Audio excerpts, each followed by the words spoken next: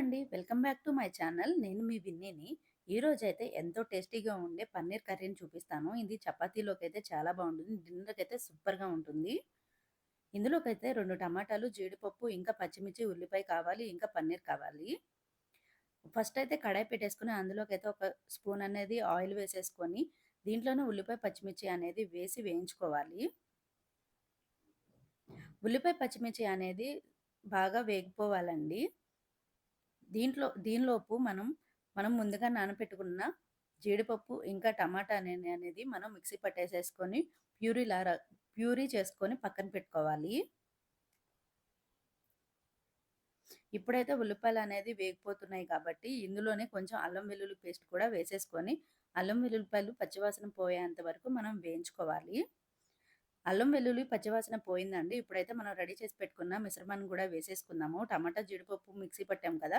దాన్ని కూడా వేసేసి ఒకసారి అయితే బాగా కలిపేసేసుకొని ఆయిల్ సెపరేట్ అయ్యేంత వరకు అయితే మనం దీన్ని వేయించుకోవాలి.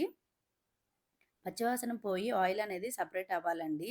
ఆ తర్వాతనే దీంట్లోకి కారం, ఒక 2 స్పూన్ల కారం, ఇంకా ఒక స్పూను పసుపు, కొంచెం జీలకర్ర పొడి, కొంచెం గరం మసాలా, ఇంకా ధనియాల పొడిని కూడా వేసేసుకోవాలి.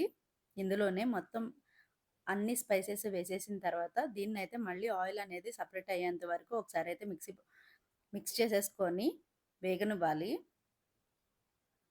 స్పైసెస్ అన్నీ వేగిపోయేంత వరకు మనమైతే ఒక 2 మినిట్స్ అనేది వేయించుకోవాలి. వేయించుకున్న తర్వాత దీంట్లోకి మనకి సరిపడా వాటర్ అనేది వేసుకోవాలి. ఇప్పుడైతే స్పైసెస్ అన్నీ వేగిపోయినాయి కాబట్టి మీకు సరిపడా వాటర్ అనేది వేసేసుకొని ఒకసారి అయితే బాగా కలిపేసేసుకొని మూత పెట్టుకొని లో ఫ్లేమ్‌లో మనకి ఇది చిక్కబడేంత వరకు అయితే మనం ఉడికించుకోవాలి.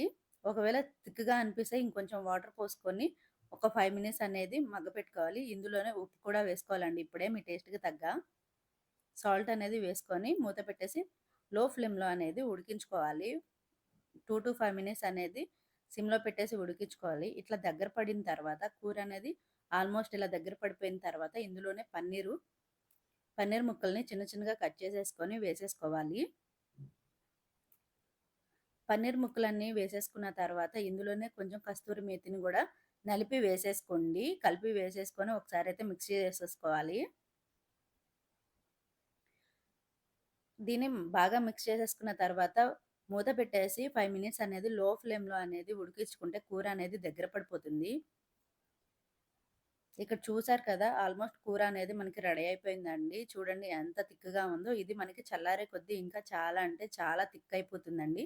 వేడివేడిగా ఉన్నప్పుడు ఇంత థిక్‌గా ఉన్నప్పుడే కట్టేసుకోండి స్టవ్ అనేది. ఇందులోనే కట్టేసుకోక ముందు ఒక 5 మినిట్స్ ముందే మనం చిన్న బటర్ అనేది వేసుకోండి. దీంట్లోకి మీకు ఫ్రెష్ క్రీమ్ ఉంటే ఫ్రెష్ క్రీమ్ కూడా వేసుకోండి. చాలా అంటే చాలా బావుంటుంది. కర్రీ అయితే రెడీ అయిపోయిందండి. మీరైతే సబ్స్క్రైబ్ చేసుకోండి. మరెన్నో మంచి మంచి వీడియోతో మీ ముందుకు వచ్చేస్తాను. Thank you for watching. Bye.